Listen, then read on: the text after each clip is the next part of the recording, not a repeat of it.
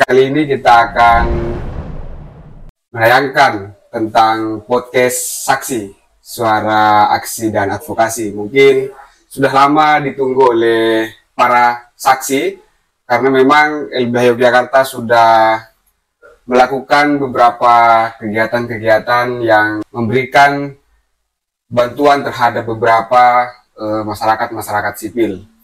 Oke guys, kali ini kita akan membicarakan tentang bagaimana perkembangan gerakan bantuan hukum LBH Yogyakarta.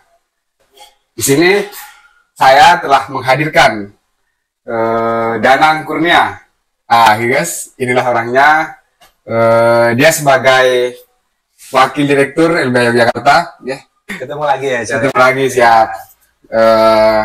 Jadi memang Mas Danang ini sudah lama di LBH Yogyakarta. Mungkin kira-kira berapa ya Mas udah masuk LBH Yogyakarta tuh? Ya. Sekitar tahun berapa ya? 2018 masuk.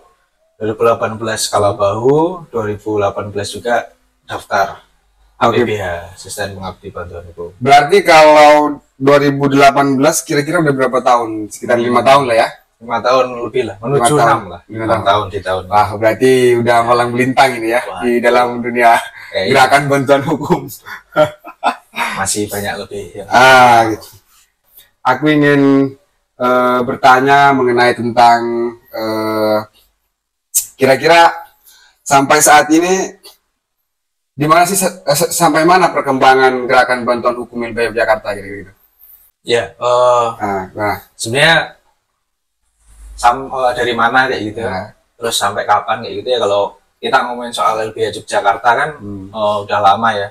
Sejak tahun 81 lah kayak gitu.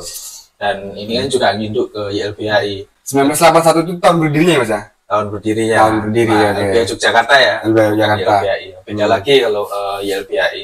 Nah, prinsipnya sih LBH kantor gitu ya, yang di bawah naungan YLBHI itu punya nilai gitu ya, gerakan bantuan hukum struktural kayak gitu. Ya, banyak teman-teman yang kemudian menyebutkan itu sebagai metodologi gitu ya, dalam kemudian melakukan advokasi. Nah, termasuk kemudian LBH Yogyakarta juga melakukan kerja-kerja gerakan bantuan hukum struktural. Nah, gitu ya, kita sering menyebutnya DBHS. Ya, nah, DBHS Gerakan Bantuan Hukum Struktural ya? Ya, DBHS Gerakan Bantuan Hukum Struktural. Nah, supaya lebih enak kan. Nah, DBHS ini kurang lebih 3 lah cakupannya. Iya. Pertama pendidikan hukum. Pendidikan hukum. Yang kedua pembaruan hukum. Yang ketiga itu bantuan hukum. Coba bisa nggak dijelaskan bagaimana tuh pendidikan hukum ya kan, dan ketiga-tiganya itu. Ya. Nah, jadi geraknya teman-teman LBH Jogja gitu ya, yang itu di bawah naungan YLBHI itu tidak semata-mata hanya mengerjakan aktivitas bantuan hukum. Bantuan hukum kan seringkali diidentikan pada pelayanan terhadap kelompok miskin gitu ya, secara ekonomi kayak gitu ya. Nah, tapi teman-teman LBH Jogja kan melihat kenapa kemudian kita perlu GBHS gitu ya, bantuan hukum struktural. Nah, tidak hanya berbasis pada bantuan hukum, tapi struktural juga, karena itu melihat situasi di luar sana ya gitu. Jadi kemiskinan itu tidak melihatnya hanya sebatas kemiskinan, tapi ada kemiskinan struktural. Nah, jadi belum tentu miskin karena dirinya sendiri gitu ya, tapi bisa jadi dimiskinkan oleh pihak-pihak luar yang itu memiliki peran yang lebih tinggi gitu ya di struktur masyarakat. Berarti sebenarnya mungkin ini Mas, beberapa stigma masyarakat kan sekarang seolah-olah istilah miskin itu kan secara ekonomi tuh. Nah, padahal lebih daripada itu ternyata bisa jadi dia dimiskinkan secara ekonomi, bisa secara sosial juga, kan, secara politik dan lain-lain misalnya kan. Nah, gitu berarti gerakan-gerakan LBH sampai ke situ juga ya.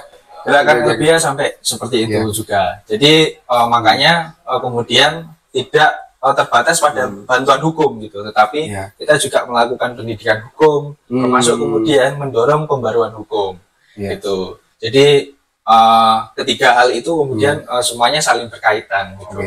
Untuk untuk mewujudkan ya struktur yang lebih adil lagi gitu. Jadi tadi istilah dari gerakan bantuan hukum itu tadi ada 3 ya Mas, pendidikan hukum, kedua tadi bantuan hukum, ketiga adalah pembaruan hukum. Nah, kalau pembaruan hukum ini gimana, Mas? Kalau pembaruan hukum ini? Pembaruan hukum kan misalnya yang lebih apa ya, pembaruan hukum seringkali orang menyebutkan reformasi hukum. Jadi kayak hukum itu kan selalu berkembang juga ya. Betul, kan? betul. Nah, dan bisa jadi hari ini hukum kita itu masih timpang kayak gitu ya. Jadi untuk melakukan perubahan, kita perlu untuk melakukan perubahan terhadap hukum yang timpang itu menjadi hukum yang lebih adil lagi gitu ya, bagi semuanya kayak gitu ya. Makanya seringkali kemudian tagline-nya gitu adalah justice for all kayak gitu ya, keadilan untuk semuanya kayak gitu, tidak hanya untuk segelintir orang saja. Nah, itu yang kemudian pengen dilakukan melalui pembaruan hukum itu. Nah, kira-kira nih Mas, habis kan sesudah pemilu nih, dalam pembaruan hukum ini pesimis gak? Ada reformasi hukum ini? Ini agak rumit ya. Tapi sebenarnya prinsipnya gitu ya, karena LBH itu kan kerja-kerjanya juga kemudian berbasis pada masyarakat sebetulnya, ya kan? Klien kita itu kan juga masyarakat gitu ya, dan tidak hanya individu, tapi beberapa yang kemudian kita kawal itu juga kasus-kasus yang sifatnya kolektif kayak gitu ya. Makanya di beberapa kasus itu ada organisasi rakyat. Nah, makanya itu yang sebenarnya menjadi hal yang mendasar kayak gitu ya. Kalau kita ngomong misalnya gini sederhananya, kita ngomongin pemilu itu kan tidak hanya ngomongin 1 orang, 2 orang, 3 orang, tapi mereka itu kan pemilu juga melibatkan mayoritas orang juga kayak gitu. Betul. Nah, makanya hal yang penting itu adalah ya basis masyarakatnya itu seperti apa kayak gitu. Nah, harapannya melalui gerakan bantuan hukum struktural itu ya kita bisa mewujudkan struktur yang lebih adil lagi. Ya mengedepankan kepentingan rakyat sih gitu. Berarti artinya dalam gerakan bantuan hukum struktural ini bagaimana masyarakat itu supaya juga bisa tahu, artinya bisa akses informasi gitu ya. Artinya yang misalkan orang-orang yang buta hukum, misalkan kita juga bisa memberikan pendidikan hukum tadi kan. Kemudian misalkan ada beberapa kebijakan negara yang misalkan tidak pro masyarakat, kita juga bisa melalui reformasi hukum tadi. Itu tadi prinsipnya ke masyarakat gitu. Jadi apapun itu punya, kita harus selalu berdampingan dengan masyarakat nih gitu kan. Terus ini Mas, sekarang kan sebelum ini dulu Mas Danang kira-kira waktu bergabung ke LBH Yogyakarta itu berawal dari aktivis gerakan atau seorang akademisi atau gimana tuh awalnya? Artinya kan banyak nih yang bertanya-tanya kan, soalnya LBH Yogyakarta ini selalu nih berdampingan dengan masyarakat cilik misalnya kan, dan lain-lain. Jadi ada ketertarikan dulu bergabung ke LBH Yogyakarta. Itu gimana itu? Ada nggak? Coba sedikit bercerita pengalaman agar nanti banyak nih teman-teman yang bertanya bagaimana sih cara bergabung ke LBH Jakarta ini. Ini sih. Kalau saya dulu ya kan sebelum saya masuk LBH itu kan belum lulus kuliah sebenarnya. Statusnya masih mahasiswa kayak gitu ya kan. Karena memang itu juga terbuka gitu ya untuk kita masuk ke LBH itu tidak harus sudah lulus dulu gitu baru masuk ke LBH. Tetapi masih mahasiswa pun juga bisa masuk ke LBH kayak gitu. Ya latar belakangnya saat itu ya saya prosesnya mahasiswa ya, saya ikut gerak organisasi ekstra lah mahasiswa kayak gitu. Dan ketika kemudian ada orang yang menganggap ini LBH hanya diikutin orang-orang yang dulu berorganisasi kayak gitu.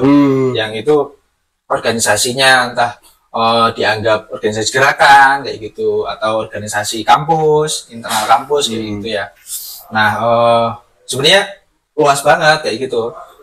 Misalnya di angkatanku aja saat itu nggak semuanya teman-teman punya latar belakang yang sama kayak gitu ya. Mahasiswanya ya mahasiswa hukum semua saat itu kalau masih di zamanku kayak gitu ya.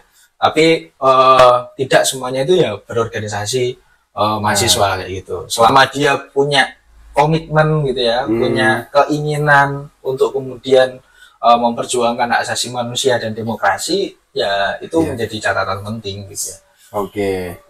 Jadi terbuka untuk semua ya Mas ya?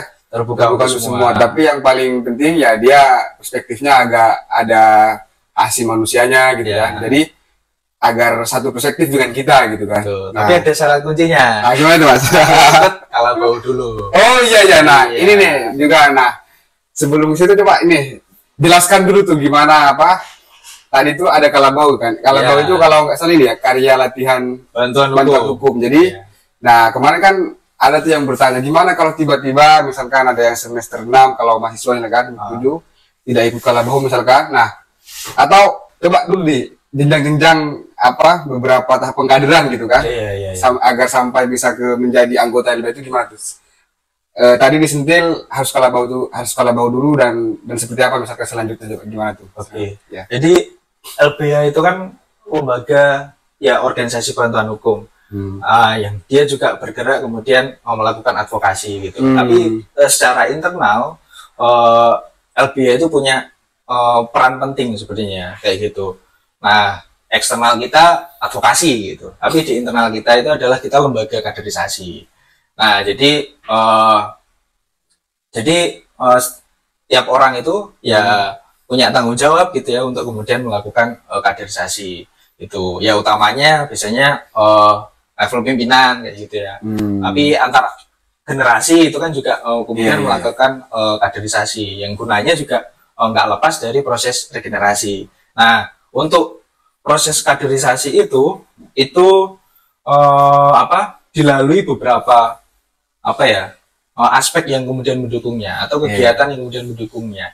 Nah, salah satunya adalah pintu pertama awal gitu ya, itu adalah kalabau gitu. Kalabau ya, harus ikut kalabau apapun, harus dari kalangan manapun, siapapun itu harus ikut kalabau ya Mas ya? Iya, harus ikut kalabau. Iya, gitu. Kalabau ini adalah kunci. Kalabau adalah kunci pertama. Kunci pertama ya, untuk bergabung ke LBH Yogyakarta ya.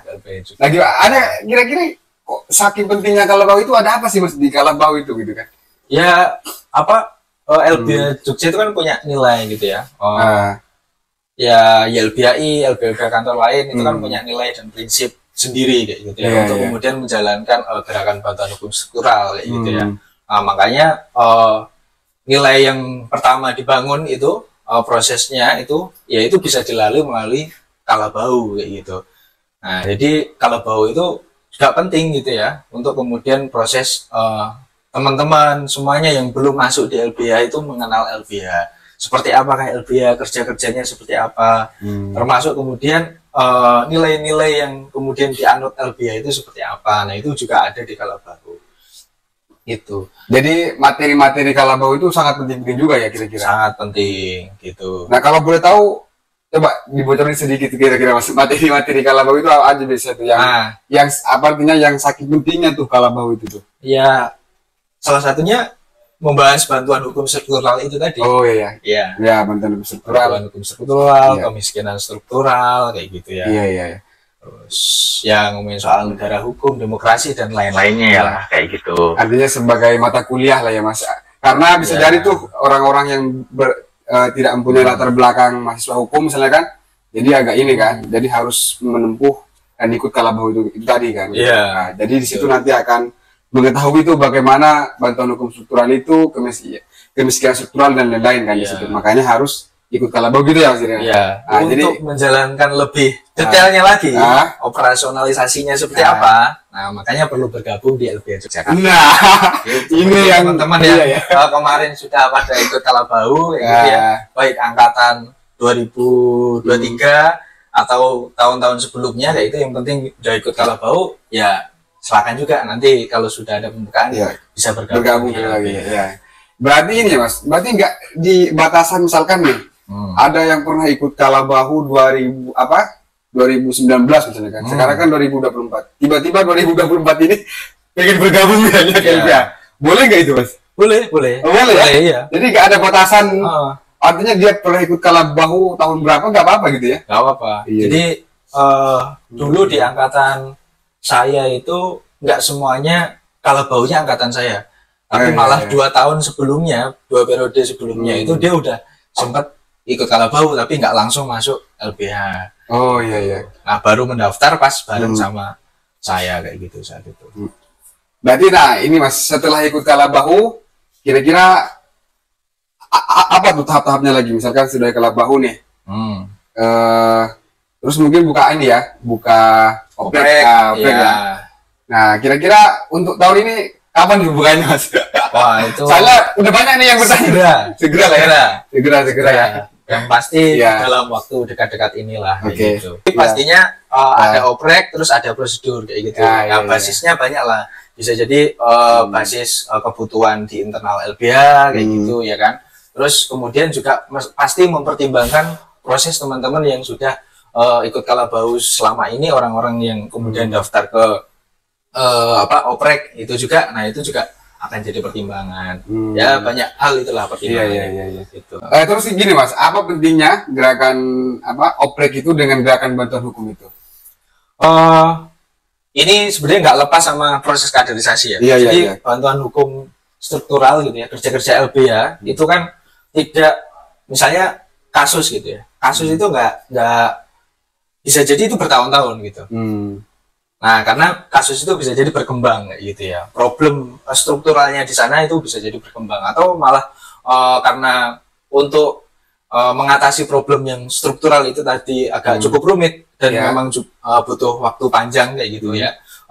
Jadi ya perlu kaderisasi itu juga. Nah, kaderisasi itu juga selain Kalabau itu adalah oprek. Nah, oprek itu kan kemudian banyak orang-orang baru. Orang-orang muda itu kan juga mengisi LBH. LBH kan sejatinya kan diisi orang-orang muda sebenarnya. Yang masih punya membara lah jiwanya kayak gitu ya, kayak gitu. Untuk melakukan pendidikan hukum tadi, gitu, Mas, reformasi hukum dan bantuan hukum. Nah, itu kan cita-cita besarnya gitu kan untuk LBH Jakarta ini gitu tadi kan. Dan ini kami pun gitu ya, kita di LBH itu tidak bisa selama-lamanya di LBH Jogja. Atau di LBH kantor lain juga nggak bisa. Berapa tahun tuh, Mas, batasnya? Itu maksimal 9 tahun. 9 tahun ya, di LBH kantor. Kecuali kalau melanjutkan jadi direktur, nah itu bisa jadi lebih dari 9 tahun. Berarti setiap tahun itu melakukan oprek dan menerima anggota baru itu nggak mesti sama gitu, Mas ya. Misalkan tahun 2022 misalkan 4 orang yang kita jadi anggota, nah 2023 bisa jadi berbeda gitu. Atau sama terus gitu, Mas, atau gimana tuh? Beda-beda. Kembali sesuai tadi itu ya, sesuai kebutuhan SDM dan mungkin punya perspektif yang sama mungkin gitu ya. Terus gini, Mas, ada nggak acuan-acuan dari LBH Yogyakarta misalkan menerima anggota baru itu? Acuannya kalau administrasi ya udah ikut Kalabau. Tapi yang kedua ya ini. Kembali lagi ke konteks komitmen sebenarnya. Komitmen itu ya. Ya, BHS itu kan juga untuk memperjuangkan hak asasi manusia dan demokrasi kan. Selama teman-teman punya komitmen di sana ya, kita juga terbuka gitu. Tapi ya tetap ada batasan-batasan lah. Nah, komitmen ini soalnya memang perlu ini ya, Mas, perlu konsisten ya. Artinya apa? Terkadang kita awal-awalnya kan semangat, misalkan bisa jadi beberapa bulan kemudian udah mulai mau berhenti. Nah, itu bisa jadi mungkin jadi pertimbangan juga ya. Diterima kan di LBH kan. Nah, kalau begini, Mas, dia misalkan kan di beberapa kantor di bawah naungan LBHI misalkan kan banyak tuh. Dia pernah ikut Kalabahu di LBH Bandung misalnya kan. Tiba-tiba dia melanjutkan studi ke Yogyakarta misalnya kan. Tiba-tiba dia ada ketertarikan melanjutkan itu untuk bergabung ke LBH Yogyakarta, tapi tidak melalui Kalabahu di Yogyakarta misalnya. Nah, itu gimana itu? Apa dia langsung ini masuk atau perlu lagi ikut Kalabahu di Yogyakarta misalnya? Gimana? Ya, untuk saat ini ya, saat ini dia mau nggak mau harus tetap ikut proses di Kalabahu LBH Yogyakarta kayak gitu. Nah, karena Kalabahu masing-masing kantor itu punya standarisasi masing-masing. Memang ada standarisasi utama kayak gitu ya. Ada standar utama gitu ya, yang itu bisa jadi seragam. Tapi ada beberapa hal yang itu mesti berbeda gitu ya. Kan ada yang Kalabahu itu 1 bulan, ada yang 2 bulan, ada yang 2 minggu, 3 bulan, ya berbeda-beda lah masing-masing kantor. Dan tahap-tahapnya juga beda-beda gitu ya. Kan ada in class, out class, terus ada live in di warga kayak gitu. Nah, nah pengalaman di warga itu kan juga berbeda. Betul, gitu ya. Saya di Bandung sama Jogja atau Jogja sama Surabaya itu kan berbeda. Iya. Berarti yang menjadi konteks utama karena ada perbedaan kultur ya Mas ya. Artinya kasus-kasus juga bisa jadi berbeda kan. Misalkan makanya perlu ikut kalabahu di Yogyakarta ya. Walaupun misalkan dia pernah ikut kalabahu di Bandung atau kalabahu di Surabaya, jadi perlu lagi ikut kalabahu di LBH Yogyakarta kan, di Yogyakarta. Karena tadi itu ya kita punya kasus yang berbeda ya. Kemungkinan besar sehingga bisa menyesuaikan nanti kan dengan LBH Yogyakarta gitu ya. Untuk saat ini seperti itu ya, dan bisa jadi berubah kan di lain waktu kayak gitu. Dan aku juga nggak mau ini generalisir kayak gitu ya. Ini hanya masih terbatas di LBH Jogja. Kalau mau masuk LBH lainnya ya silakan ditanyakan ke LBH lainnya. Oh, berarti berbeda Mas ya? Iya. Jadi LBH Surabaya juga berbeda, LBH gitu ya. Bisa jadi di. Tapi untuk saat ini LBH Yogyakarta tidak menerima selama tidak kalabahu di Yogyakarta gitu kan. Untuk saat ini, jadi ada kemungkinan ada perubahan yang yang berbeda juga kan untuk tahun ke tahun gitu kan. Nah, temanmu ada itu, temanmu ada yang kayak gitu. Oh gitu ya? Iya, yang dia kalabahu di daerah lain, terus dia ke Jogja kan juga ikut kalabahu di sini lagi. Oh iya. Nah mungkin terakhir nih Mas, kan bentar lagi tadi kata Mas Danang sebagai wakil direktur akan segera melakukan pembukaan oprek untuk penerimaan anggota baru gitu ya. Ada nggak kiat-kiat atau seperti apa nih agar yang mau daftar ini kan mempersiapkan gitu kan? Bisa jadi untuk dia belajar ini kan karena pengen sekali bergabung. Ada nggak semacam kiat-kiat dulu? Itu untuk yang mau bergabung ini kan? Prinsipnya ini apa teman-teman? Ya pertama lagi soal komitmen. Jadi mau nggak mau teman-teman perlu meneguhkan komitmen teman-teman sendiri gitu ya dalam kemudian memajukan hak asasi manusia dan demokrasi gitu ya. Nah di situasi demokrasi dan hak asasi manusia yang sedang runyam lah kayak gitu yang mungkin teman-teman sudah melihatnya di publik, entah itu akibat pemilu atau sebelum pemilu, karena kebijakan-kebijakan yang cukup kurang bersikap adil kepada rakyat kayak gitu ya.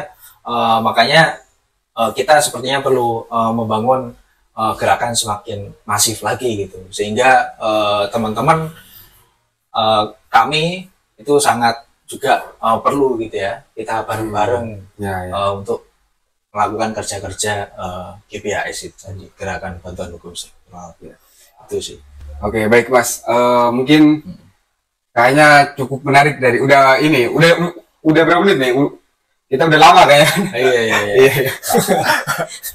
Nah, bakal ada lanjutannya tapi ya. Nah, ini jadi ya nanti kita akan sapa lagi para saksi ini kan untuk buat konten lagi, soalnya kita memang kemarin banyak yang bertanya kan gitu ya. Kapan lagi podcast saksi gitu kan. Nah, makanya ya mungkin mohon maaf pada para saksi karena udah lama kita nggak buat ini kan. Nah, mungkin kali ini kita bisa menghadirkan dan membuat topik gerakan bantuan hukum ya kan. Perkembangan gerakan bantuan hukum LBH Yogyakarta. Nah mungkin hanya itu dulu ya Mas, terima kasih nih atas ini kan telah memberikan suatu semangat baru gitu kan buat APBH yang mau berdaftar nanti di ini juga kan. Karena ini saya jadi tambah semangat juga. Iya. Terima kasih Mas. Terima kasih pada kali ini podcast saksi. Jangan lupa tunggu di tayangan-tayangan berikutnya. Aku Rizal dan ini Mas Danang. Terima kasih ya. Oke. Terima kasih. Terima kasih. Semangat ya. Siap. Oke. Sampai jumpa.